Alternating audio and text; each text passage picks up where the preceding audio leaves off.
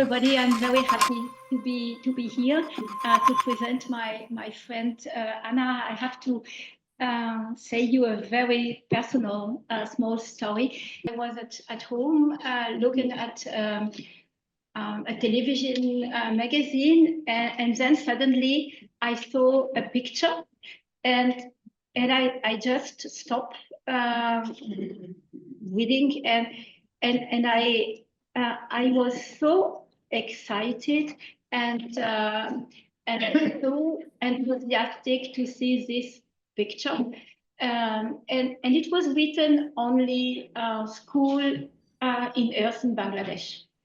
And I was so amazed by the universal beauty of this building, and I wanted to know the person, the architect who had done that. And I thought it was an old man, perhaps like Doshi, 80 years old, so very mature, very and there was no name of architect, nothing. And then I made researches, and I found that it was designed by a young woman living 400 kilometers from Stuttgart, where I live, and I was so excited. Then I invited Anna to our home, and she came. I picked up at the station, and since that time, 20 years ago, she's my best friend. And I'm very emotional about that. And we have done a lot of things. We were in China together to see her wonderful buildings there. We were in Morocco together for workshops. We were in France very, very often. We have made the Laufen manifesto together. And when she was in Boston at the GASD for 12 years, perhaps, I visited her 2 or 3 weeks, and I remember very well, we were walking in Boston in a park, and then I told her, Anna, what you do is so wonderful. You should really make a book to show what you do, but also to share your philosophy, to share your engagement. And so we began to speak about this book, and then Anna built more and more and more buildings, and each one wonderful, each one very special, with different material, with bamboo, with earth, sometimes also with reed. And 5 years ago, I said, so now we have to make a point. We have to make this book, and I will help you to write this book. This was my book 25. Or this is my book 25. And then we made it like a discussion, an overall discussion, sometimes per visio, and then peu à peu it became this book. We were so silly that a German architect and a French architect wrote this book in English, which is not our best language, but we did it in English because we thought it would be easier to find an editor. And in fact, Birkhäuser accepted to make it in English and in German with the help of sponsors. And I really want to thank Ricola for their help, and to thank also the Fondation Luciole, who helped us for the translation in French. So I could translate my bad English in, I hope, very good French. So Anna, you have the floor. It was wonderful to make this book with you. This was our first book. We are making now a second book with this one has a lot of text and a few pictures. The next one will have a lot of pictures and a small text, and there will be an exhibition. And this is also breaking news. We will meet together, Anna and I, next week with our friends from the Vorarlberger Architektur Institute, because we'll make an exhibition out of the two books. So I hope you will also come to the exhibition at the end of the year. So Anna, it was so fine to work with you. Thank you, dear Dominique. You really know me best. Can't wait to see you next week in Schlinz. Yeah, architecture is a tool to improve lives. That's really my mission statement. That's my anchor in a way. And I know also very well that the opposite is true, that with architecture, we destroy our planet's resources, we contribute to social injustice. But I'm a stubborn idealist. I believe that we can do better with our profession and that we can build buildings and at the same time can build up communities, and we can do this in harmony with nature. But it takes a little effort. But I think we are all ready to learn and long for this kind of architecture. So why this is not progressing? So it's not changing the pictures, right? No. No. No. Here you see your colleagues, students of ETH Zurich, some years ago. I think it was 2015 maybe. I was teaching there with Martin Rauch together. A studio, and it was the end of October. It was cold. It was in the mountains in Vorarlberg at 3 in the afternoon. You would still have the ice crystals on the ground, and we surprised the group with the news that we hadn't booked any accommodation, hot, nothing for the night, and it was the challenge for each and every future architect in this group to build a shelter with whatever they could find. We also participated, and well, it was quite a challenge for all of us, and the reaction obviously were mixed. You know, somewhere, of course, in Switzerland, you find the outdoor freaks who say, we're gonna be staying outside, we're gonna build a hut as we did when we were young, we're gonna stay in it, it's gonna be awesome. But that was the minority. Then the majority was thinking, yeah, must be a plan B, but there was no plan B, and then the last part was more or less in shock, but everyone participated. The results were not really luxurious and also not fancy architecture, but you should have seen us the next morning. We were all, you know, like beaming with pride that we did it and we survived, and we all could feel, you know, the essence of architecture, what's it really about, and how important it is to have a shelter. And another important learning experience was that there are so many resources given by nature for free, and all that we need is the sensitivity to see those resources and the creativity to use them. And I also had a great learning experience when I was 19 years old. I went to Bangladesh, to a small Bangladeshi village called Rudapur, and I was a development learner at that time, and I learned from the Bangladeshi NGO Deepshika that the most effective strategy for any good, solid, sustainable development is always to look at the resources you have in your direct surrounding, within yourself, in your network, and to make the best out of it. And that's more or less exactly what we also experienced that night or that time in our study trip in Vorarlberg. Yeah, I came back from that volunteer year, to studying architecture in Linz at the Kunstuniversität. And then 7 years later, well, 5 years later, I did my diploma, and then was looking to find a way how to put this philosophy of using local resources and local potentials, how to bring that into architecture.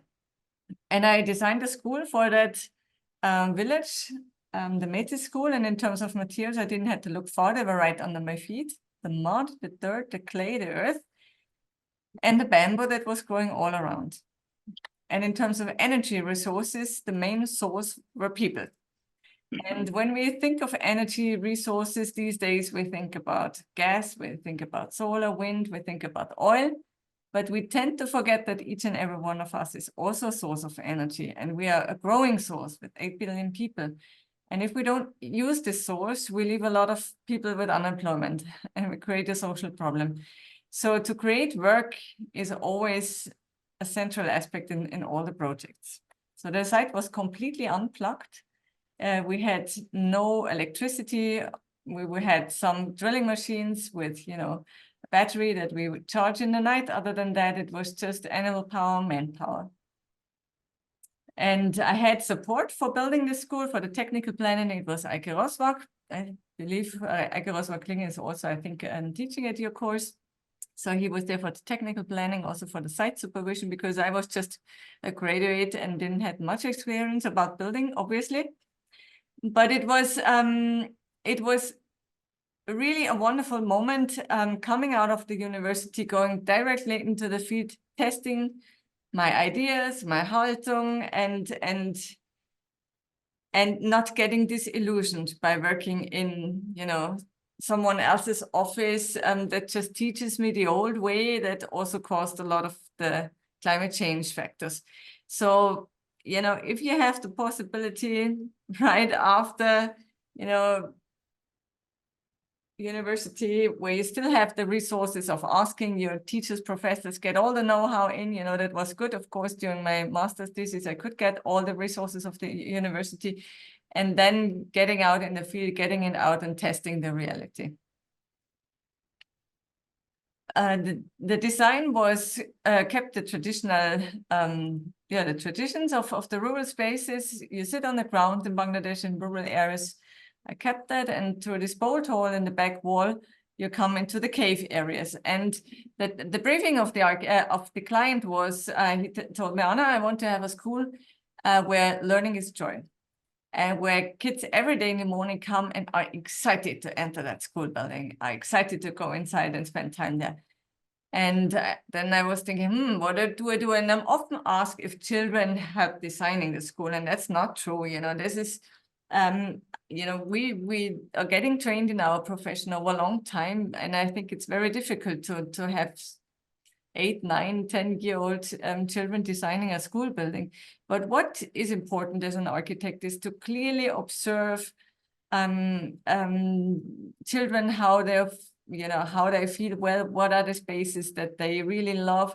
And I also did channel my inner child. I also tried to remember the spaces that I loved when I was a kid. And I think these are very archaic patterns. You know, it could be the crown of a tree where you're surrounded by leaves and they protect you, so you're not seen from the outside, but you can peek through and see everything, have the full overview of everything. Or you're underneath a table, you have the table closed down, no one sees you, but you can hear everything that is going on. So exactly this kind of situations, I think these are archaic. Doesn't matter if you're growing up in Bangladesh or in Bavaria or anywhere else, these are just really archaic patterns that everyone can relate to it. And this is what I'm always trying to get in one or the other way in all of the buildings. So exactly the situation you have, I kicked this folio out. So you have exactly this situation. So when you are in that cave, you can still peek through this bolt hole and have the connection to the class. So you're never excluded. And that was very important for me for the caves. So they are used for various reasons. For example, some kids are always faster picking up the task, finishing it. And instead of making pressure to the other kids, hey, go, you know, I'm bored, can do faster and so on. And they can just grab a book and start reading on their own. Or you can do breakup groups. You know, one team is working in that hole, the other one is in the other cave. And of course, there are always times also, you know, where, especially when you're young, you don't want to be part of the group. You want to retreat a bit. You want to have a time on your own. So this is all possible in that spaces. And then the top floor is more like the tree house where you're standing on top. You have the overview of the village, and it's airy, it's light. So this is, and it's also surrounded by trees. So you really have this feeling to be in the midst of a tree house, a large one. The children all designed with the names, signed with their names on the doors. So when the school is closed, it looks like a blackboard full of the scribbles of the day. And the kids rightfully signed because they also had building the school. And of course, they had normal classes during the morning, but in the afternoon, they came to the site and had, you know, their creative classes. Normally, they would have pottery and things like this. So they had pottery in a slightly bigger scale, in the scale of a building. And you cannot have easily participation with any sort of building material. You know, just imagine this was concrete, would be toxic, would be too harmful and too dangerous for the kids just to work with their hands with it. If you have, you know, the materials where you need tools, you might harm yourself. there's a danger in that. So with the clay, it's the most inclusive material because, you know, you can of course go high tech, but you can also just use your hands. And then, you know, it's wonderful to touch, to have your hands fully in the mud. This is just really also therapeutic in a way. So it's wonderful to include a lot of people. We also had people with disabilities included in the process, a lot of elderly people who would normally don't have a job on the construction site anymore. And that is, of course, something that is, of course, men and women too, not during the Métis school, but the following buildings, we had women also on the site. So this was a very inclusive site, and that was because of the clay. And I think you can imagine how it feels when you're a small boy or girl and standing in front of your school after 6 months of construction, and you know, hey, I built this with using just my muscles and the dirt underneath my feet. That gives such an enormous boost of confidence in your own talents and your own potentials, in the team around you, and also in the local materials. And that is very important because the local materials, especially earth, is so often branded as the most vulnerable material and the poorest material. And the biggest, you know, when I started first, I thought, you know, the most important thing is to bring the perfect technology. You know, coming from Germany, of course, you think technology is everything. And after a while working in that context, I understood, no, this is completely wrong. The most important thing is, and again, this is not just related to Bangladesh, but to any context, cultural context, also very much the case here. The most important thing is always to raise the trust in people that whatever they have is all that is needed to create something wonderful.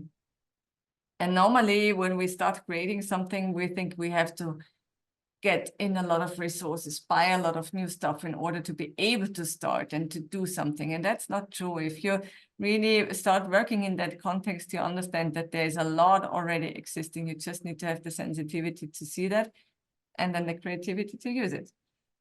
And earth is for me clearly the champion of all sustainable building materials, simply because it can be taken from the ground, recycled as often as you want without any downcycling, so you don't lose any quality, can be so easily repaired. If a thing is broken in a corner, you make it wet, make the wall wet and put it back, it looks like before.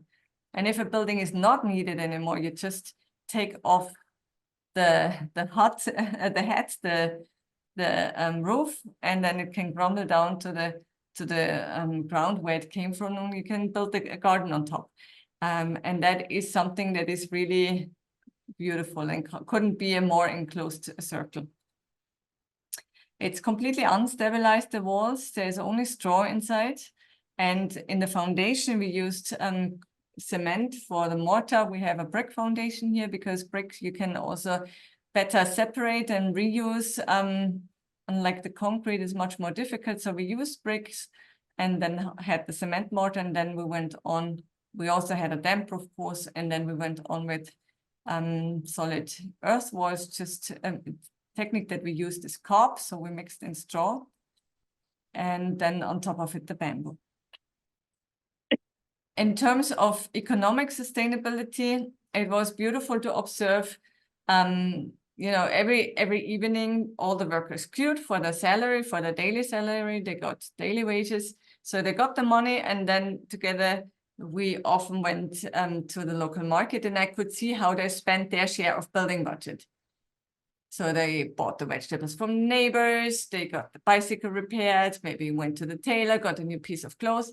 So the budget did not just have a school as a result, but it was at the same time a catalyst for local development. And that was the point that made me mostly happy. Because if I had designed the school in steel and concrete, that, for example, that money would have been lost and exported and lost for the community. So when it comes to economics, my question is never low cost. For me, the much more important question is cui bono, who gets the profit? If we calculate all the building budgets that go through our hands as architects, we come up to really huge sums of millions of euro or Swiss francs. And that's a lot of budget. And, you know, I mean, money can really have an impact. So it's always, you know, the choice of a building material is never just an aesthetic choice, obviously not, also not just a purely ecological one. With that amount of money, or, you know, the choice of a building material, you also can define who gets that money, who is benefiting from that, whom I want to empower. And that is something that is really important, that we take this decision with a lot of awareness and responsibility. I designed several buildings in that area, and that was the last one. That is the Anna Heringer Center. It's a center for people with disabilities. And on top of it, a textile workshop for Dipty Textiles. So because it is a center for disabilities, I wanted to make it different than the other ones. The first ones, including the Meta School, are very, you know, rectangular boxes. And that was important to start with it, because it was important to show that you can do precise corners. You can do precise measurements. You can do precise architecture with even the most modest materials. But with that one, I wanted to prove, hey, it's beautiful, you know, that we people are not all follow the same pattern, and we have people who break out of the mold. And this is what, you know, this is diversity. This is the beauty of diversity. And this is, I wanted to express through architecture. So the building literally breaks out of the mold and dances in curves. And happily kind of moves in diagonals, and that is, you know, hopefully read as this kind of joy on and beauty of diversity. Also, I must say, you know, the more you work with the material, and I focus pretty much on earth, also some bamboo, but much more earth. The longer you work on it, the more you understand the language of a material and the way it can express itself. And that is, of course, also something, you know, like with that sort of technique, with COP, you don't have a formwork. So it doesn't cost you more if you make curves. If you go with rammed earth curves, of course, are more difficult to do, because you have to do a curved formwork, and that's not the norm, so it costs you more. But with that one, it wasn't more costly. So, and then you understand, hey, I can curve it in that way. So why don't I use this plastic capacities of the clay? So, you know, the more you work with it, the more you learn about the material. And that is also something I think that is missing a bit, and that I remember discussing with your concept, this a really wonderful engineer who also often collaborates with Peter Zumthor. He was also mentioning one day, he was saying, you know, architects usually when they work with a material, then they face some kind of obstacle, some problem. So they change the material and go in a different way. Then the next obstacle will come to change again. So it's, you know, we never dig deep. We never go really deep to understand the material. And for me, the limits of a material, also the vulnerability of a material, are actually a source of creativity. So earth is everywhere different. In Bangladesh, there are no stones. So rammed earth is not the most natural building technology there. So you have the COP. So you can go in curves. It has its certain expression. Then you have the climate. It again also has certain limitations. And when you take these parameters seriously, the local characteristics of the soil and the materials and the climate, and you create the architectural language out of those parameters, you create an architectural language that is really made for this space. And it has a certain degree of authenticity, and that has power, that has strength, that has a radiance that we often lack in contemporary architecture, because they are all, you know, the main parameters are some logistics in the industrialized processes, and it's our standardized products, and it's, you know, liability and all these things. It's money, is impatient money, impatient capitalism, as Martin Rauch says it. So this is, none of this is the guiding parameters. The guiding parameters are really much more common sense logic, and I think that is also the basis of our building culture. In former days, we all built with these parameters. So when you approach the building, first thing you see is this ramp that is winding all around the building, and it's the first ramp in that area, and it's so dominant and prominent. And already during the construction process, people were coming and asking, why do you need a ramp? And then you're immediately at the center of the topic of inclusiveness and why it is important to have universal access. And that is a beautiful and powerful thing about architecture, that it can shed light on communities and people who are often overlooked. And it can also express missions and philosophies in a very clear and visual way. That is the therapy room in the ground.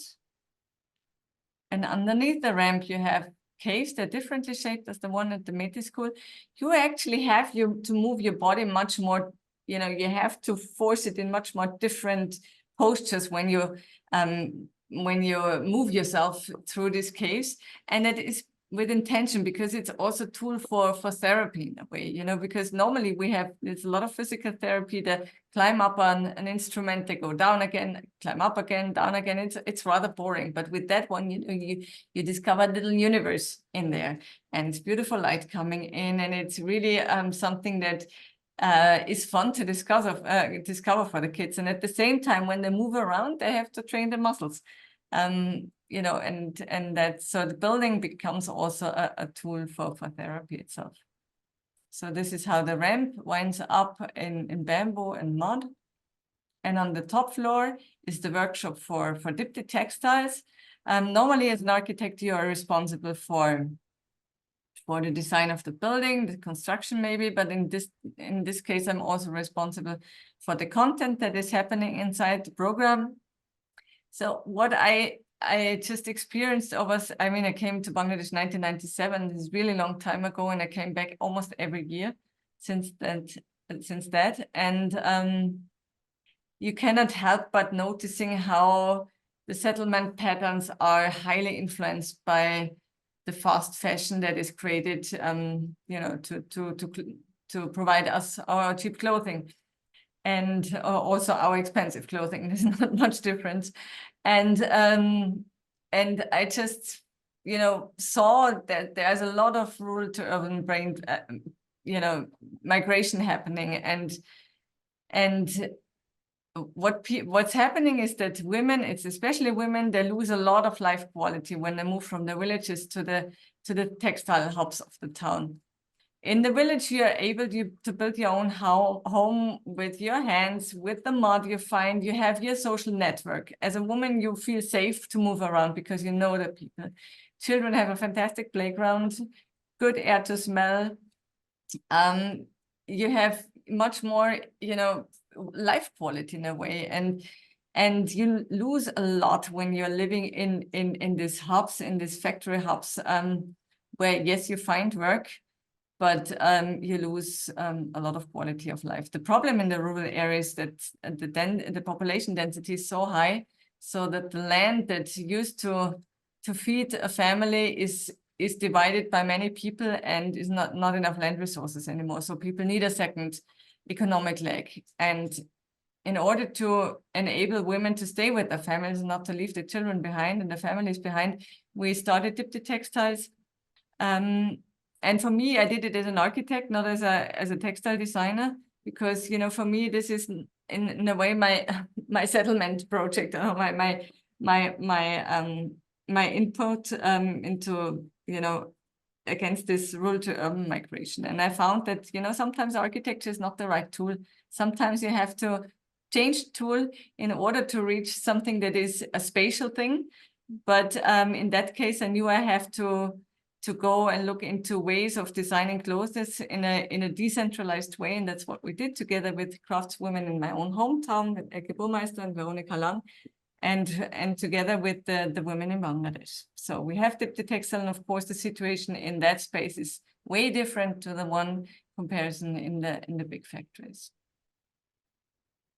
And we design also from, you know, out of the culture of Bangladesh, that has a very rich textile culture, because normally we think of made in Bangladesh as a cheap t-shirt with a print on it.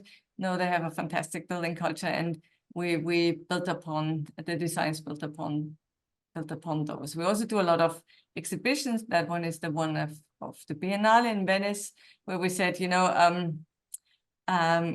every piece of cloth has a spatial expression, and we not just design spaces as architects and planners, but also as consumers, and we need to be aware of the spaces that we create through the way we shop.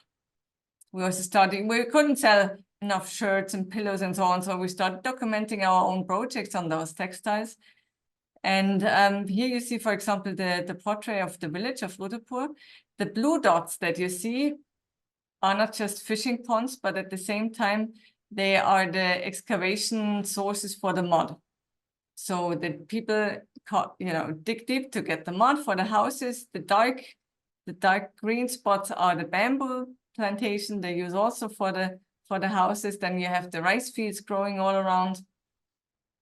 So you have the food, and the circularity of those materials flows is, of course, a beautiful image for sustainability.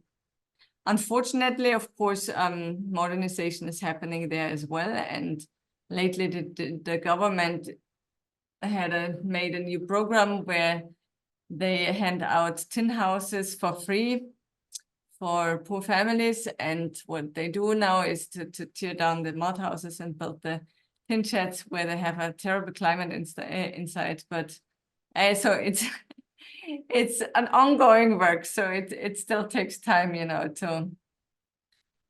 to convince people, of course. But no matter if it's architecture or textiles, the strategy is always the same. It's local materials, local energy sources, especially people, and then global knowledge, global creativity. I believe strongly that, knowledge should not be limited to space. And that's the wonderful thing with our digital means. We can have access to information regardless where we're sitting on the globe.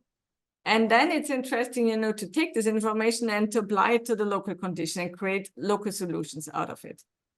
But I believe that knowledge really should be unlimited accessible. So we're going to Baoxi, a small village in China that I visited with Dominique.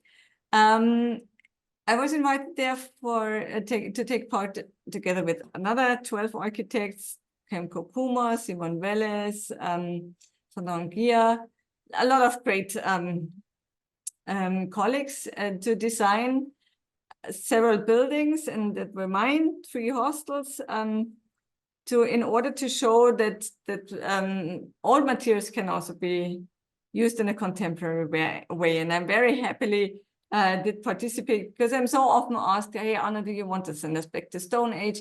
Of course, I don't want to send anyone back to Stone Age, but that's not the question. I think it's never the question how old a material is. It's a question of our creative ability to use it in a way that it meets the aspirations and the needs of the current society. So I happily embraced this task. And what I did is I made a core out of stones and rammed earth that houses all the utility rooms. And then attached to this core, there are the sleeping cocoons for the boys and girls. And around this is an open, basket with bamboo. Kind of frames the entire space.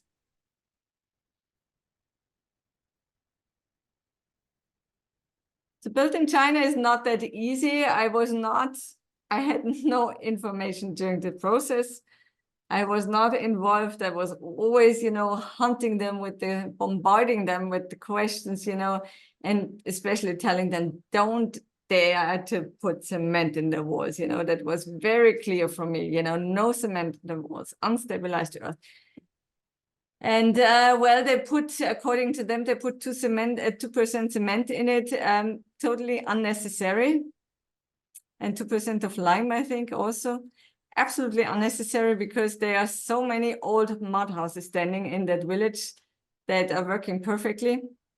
But there was just such a distrust in those materials.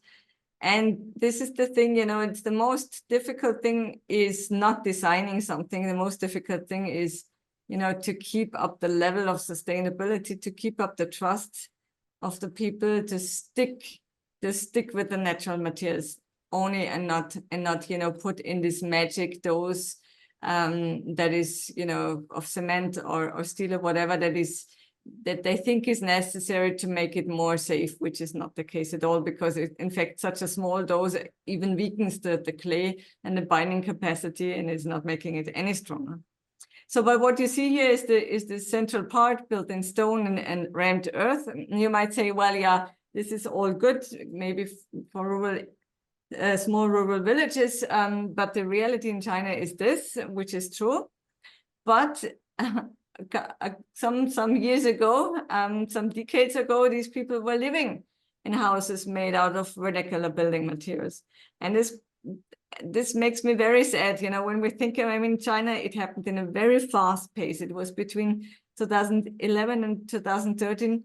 China consumed more cement than the USA in the entire last century. So it's a huge, you know, speed and amount, and this is not just China. This is happening all over the world, and sometimes it takes a bit more time, and sometimes it's a little bit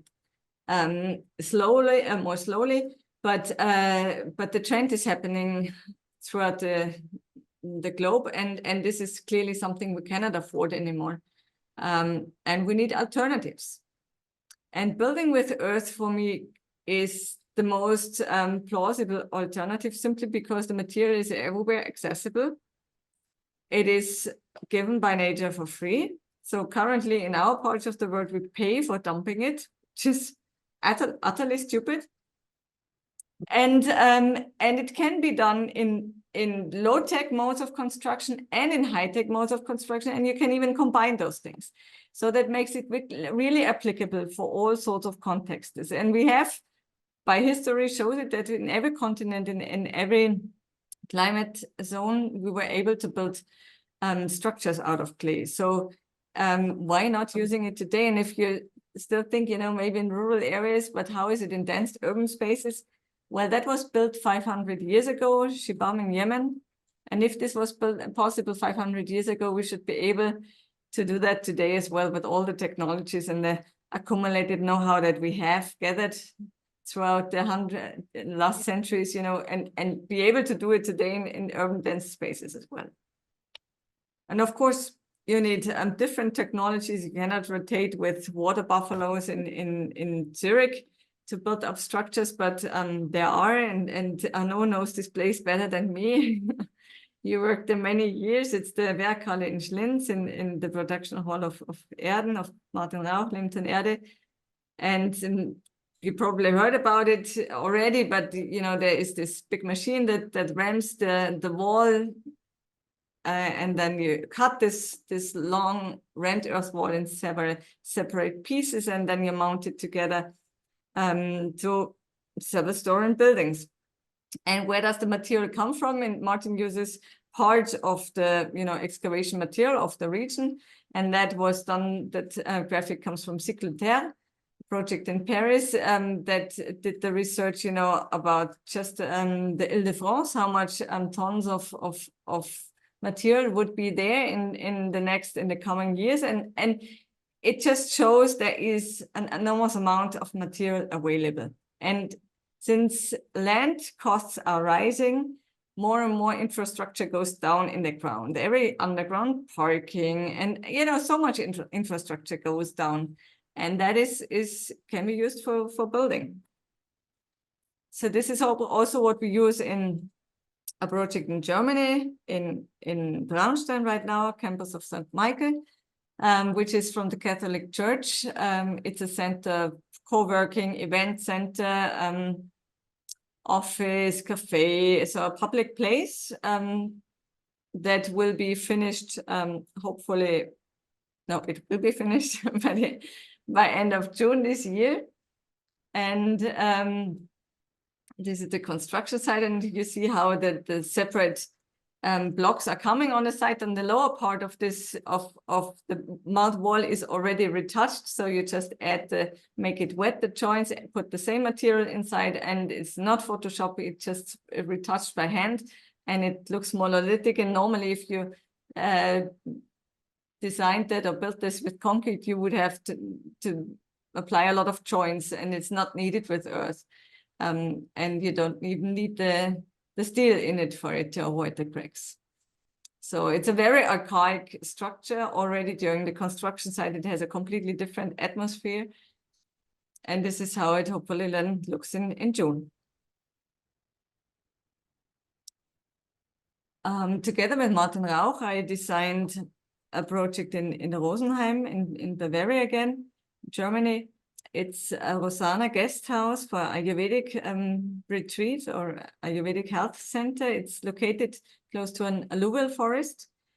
And it's a sensitive spot. And the materials of that place are, of course, willows. Alluvial forest is full of willows. So we have a facade out of willow weaving. Then we have wood as the load-bearing structure. And inside we have a lot of clay. We also wanted the material because it was, or the building because it was a sensitive spot, not to be, like classic building block, a box inside, but really wanted to have the building nestling in the surrounding. And that's how it looks from the inside. We used the clay walls for various reasons here, of course, also acoustically in a wooden structure. So it really has as a divider between the guest rooms. It functions really well acoustic wise. It's also perfectly for the indoor humidity balance. And it also has a psychological aspect because a lot of people who go there are physically and mentally exhausted. And when you're sick, you don't feel perfect at all. So when you're surrounded now by a total perfect environment, you feel even more an alien. It's not very helpful to support a healing process. But when you're surrounded with natural building materials, they have their cracks. They have, there's maybe a stone coming out. They have their variations in colors. Nothing is perfect. And that somehow suits us, that, you feel part of nature. And that helps to, to take the pressure of perfection also from us. That also causes a lot of the exhaustion that we are facing as a society and as individuals. And the feedback that we get is that normally, you enter a room, you are cut off nature. But in this case, you enter the room and you're embraced by nature. You feel part of nature. And that really helps supporting the healing process. And then it's also really fine composed together. You have, when, for example, the Ayurvedic kitchen, you have to have some bitter parts. You have to have some juicy ones, some fruity ones, some creamy ones, some sweet ones, but woody ones. So there's a lot of kind of nuances. And you have the same thing with the clay here. You have the archaic rammed earth that is, really powerful. And then you have the more creamy mud casein floors also on the surface of the furniture. And then you have the almost velvet-like plasterings, earth plasterings. And that is the beauty of earth, that it comes in so many different nuances and colors and textures. And that is just such an harmonious blend. And it's really, it just creates a very special atmosphere. And it's also, the spaces are relatively small and people are usually, spending their 3 weeks there, and it's relatively small. It's like 14 square meters, and they spend a lot of the time inside. But they don't feel the smallness as a negative thing. They feel, because it's with so much craftsmanship, so it's intense. And we usually think, luxury goes hand in hand with a lot of square meters, and we use more and more square meters these days in comparison to other generations, previous generations. So in order, to reduce costs also, and to reduce sealed surface, it would so much make sense to say, okay, we reduce square meters that we need in our homes, but those square meters that we built, we really built with natural and crafted materials, and it would not lack a life quality or a living quality. I'm sure of that. So building with timber, building with earth, and building with natural fibers, for me, is really the future of building in our context. We stay a bit in the Alpine region. in Vorarlberg again, in the Bregenzer forest. I was commissioned together with Anka Dürr, Sabrina Sommer and Martin Rauch to design a space for giving birth for a women's museum in Hittesau. And when I first got, the idea came up and the clients came and asked if we want to do that, I was thinking, my God, we really have typologies, building typologies for everything, but not for giving birth. I mean, this is the most creative act a human being can give, a woman can give, and we don't have an appropriate space for it. We only have solved it on a functional level. We couldn't go, of course, go to the hospital. But giving birth is much more than a biological process. It's also a wonder, and that is also special expression for that. And how is it, when you come out of your mother's womb as a baby? Is the first moment on earth, is it a shock, or is it something, something you feel embraced, you feel protected? So we thought, Earth would be a fantastic material because Mother Earth is a motherly element in a way. We didn't get any sponsors, not the normal ones like companies and so on, but we found more than 400 women in the Bregenzer forest in the rural areas of Vorarlberg who said, we want that, and we sponsored that. And they did not sponsor money also, but they also sponsored workmanship. And we prefabricated it in Martin's Place in Schlins, and with clay, straw bricks, and then of course that shape would resolve in the rainy climate. So we covered it with wooden shingles after all the babies of Vorarlberger, and we just used the shingles in a different way, in a more organic way. And that's how it looks inside. The building is now located, it's just a prototype, so it's located next to the museum in a beautiful landscape. Obviously, in reality, it should be close to a hospital. And we were so many women on the site, it was like the opposite ratio, I would say, and on a normal construction site. And I remember that I was really wishing, I hope we will include more female elements in architecture also in future, because, we are so much focusing on being more efficient, have more control over the processes, discover new materials, new research, going higher, all this exploratory approach and efficiency approach that also caused a lot of the climate change, and also the social injustice, because I think what we forgot are the female elements, like this trust and intuition, trust that the process is just as important as the outcome, that we are not just designing buildings, but also designing the processes, and that it's important how to reach a goal and not just to reach it. So one of those examples of efficient planning is what you see on your left side. This is a master plan I received from Ghana for, as a kind of prototype for educational campus in Ghana. And this sort of campus is implemented all over the world. And obviously it is not African origin, but the origin is the Roman military camp. So where it's all about, overview and control and discipline. And the surrounding is, this beautiful variety of shapes and sizes and proportions. And I got really inspired by that and wanted to bring this sort of quality back to the campus. So I did a clay storming. That's how I'm designing. I'm cutting out all the, volume in clay, and then in a very intuitive process, shaping it by hand. And this is the end result of this. Yeah, I don't like to talk about master plan, but of this campus. And usually I go then in the bigger scale with the clay model. Then in that case, it was also digitalized, and then we did the climate simulations with Transolar. And then on the site again, it's very low tech. It's the Atacama technique, just building by hand, just molded by hand. And as you see, I wanted to have very straight windows, as you used to do it. And then what happened, I came to the site and women started plastering this windows, and they did it by hand, and they started plastering like this. And this is how the shape of the windows evolved. And I loved it so much. This is real co-creation.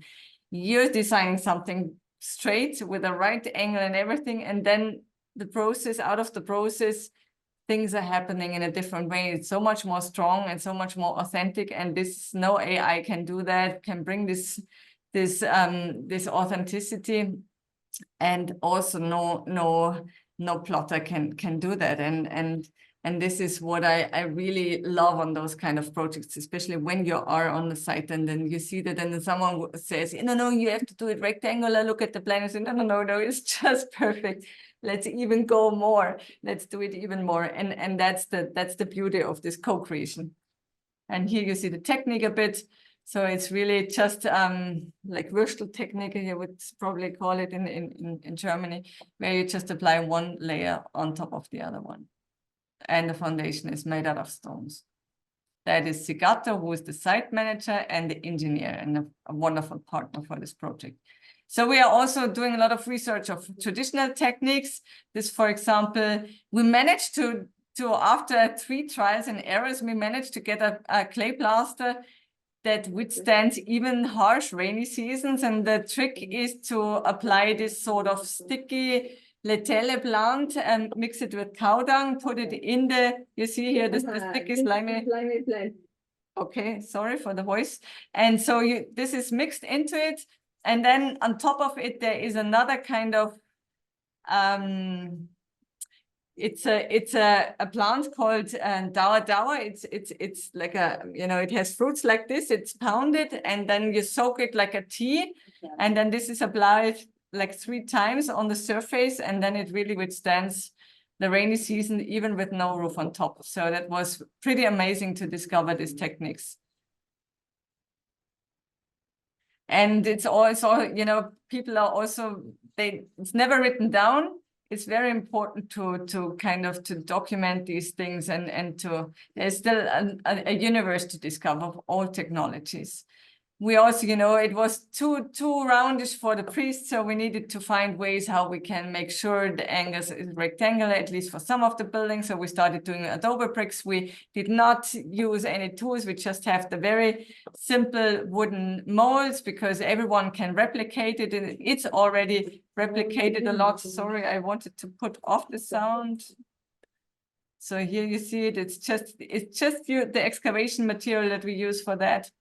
And people are already covering what they do. And what I'm not happy about, instead of using a little bit of cement in the foundation to make that one waterproof, they don't use any foundation, and they use the cement for outside plastering in order to make it look as if it was a cement building. So that's the typical thing, inside you have the clay when no one sees it, and outside you showcase the cement. And I was wondering, what can we do, that the earth house is not just looking as if it was a cement house, but to really carve out the beauty of the clay and do something that only clay can do.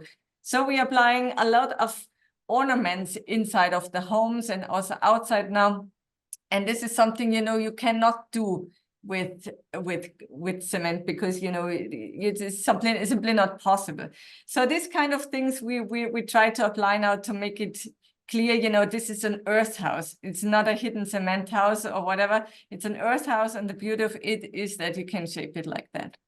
So these are all different kind of things that we're doing, applying on the plasterings. And in the beginning, typically I was thinking it's a typical female work, the soft, tender kind of thing, doing the ornaments. And then I saw the guys, being a bit itchy and always standing there and watching. And then I thought, you wanna take part of it too.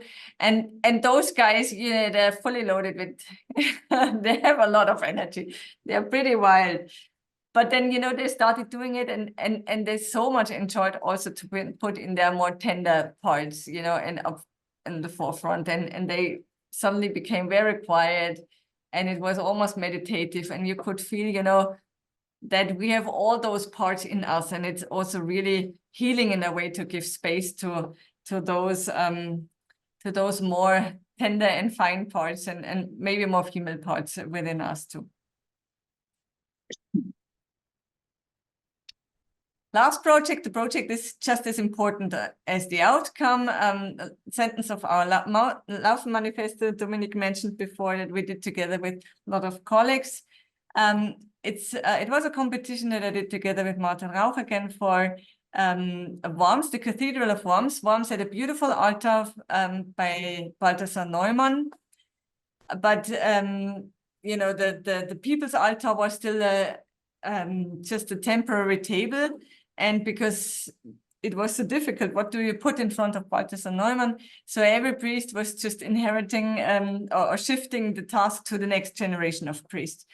But for the 1,000-year-old anniversary of the cathedral, the community thought now it's time to gift our church a new altar. So they had a competition, and there were a lot of great artists participating, and all of them had designed a beautiful object, and the plan was to prefabricate it somewhere and then to insert it in the cathedral. And the concept of Martin and me was, no, we're not bringing a ready-made object. We would come with tools, and we would take the local soil and invite the community to ram the altar together. And that's exactly what we did.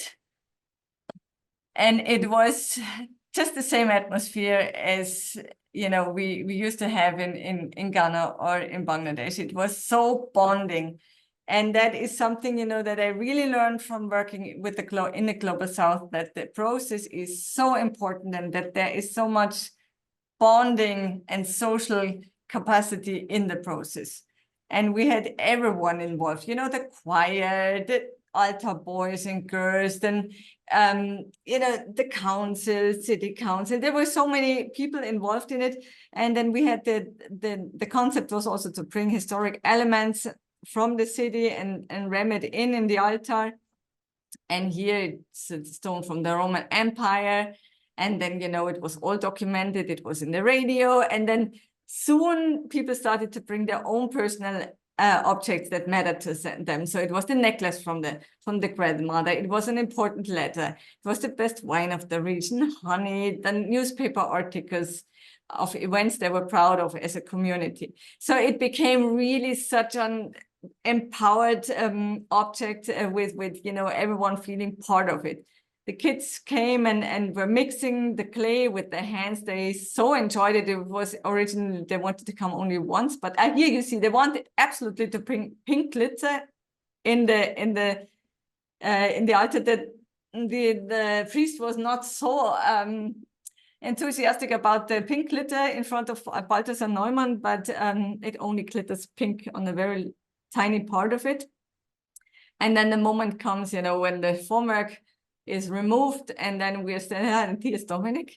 We're all standing in front of the altar, and we just couldn't let go of it. We kept touching it. It was our baby.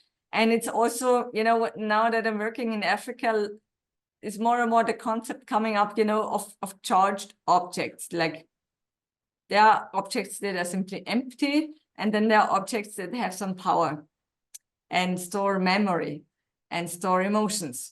And that clearly is such a charged object. You know, it has all the emotions in you know, embodied in its structure, and the energy you put in, you know, you feel part of it. And that is something very empowering and also very bonding. You know, you share these emotions together. And this picture is very symbolic to me, you know, with all the gold in the background. In former times, our society or we people came together to build up structures, you know, cathedrals, churches. We helped building each other's homes, and that, you know, were bonding us together. And now, you know, when you see all the gold and the precious materials in the background, we're not really lacking material things in our part of the society. But what we are lacking is good relationships among each other, and also, you know, aims that we share, that we're pulling in one direction, and we put all our forces together and we try to move things. And this is, you know, what a building process can provide. And I think this is what I learned from the Global South. And this is something you cannot incorporate and realize with all materials, but you can do it with earth. We all learned this mantra of generations of architects: form follows function. It's so embedded. I don't know why some sentences got just simply so much stuck in our brains, but this one certainly got stuck. But we all know that we cannot solve these challenges of global in global climate change and growing social injustice by just merely, focusing on functions. I don't believe that sustainability is a matter of technology or money or resources or materials. In the end, something else is much more important. It's the inner Haltung and the inner, the inner mindset. And what I experience in working in the global north, in Europe, is that a lot of design decisions are based on fear and on greed that uses the fear. And there's only one thing that is stronger than fear, and that is love. And if we base our actions and our decisions on love towards the environment, towards nature, and also towards other people, then sustainability happens in a completely natural way. So my hope is that we exchange this form follows function mantra into form follows love. Thank you.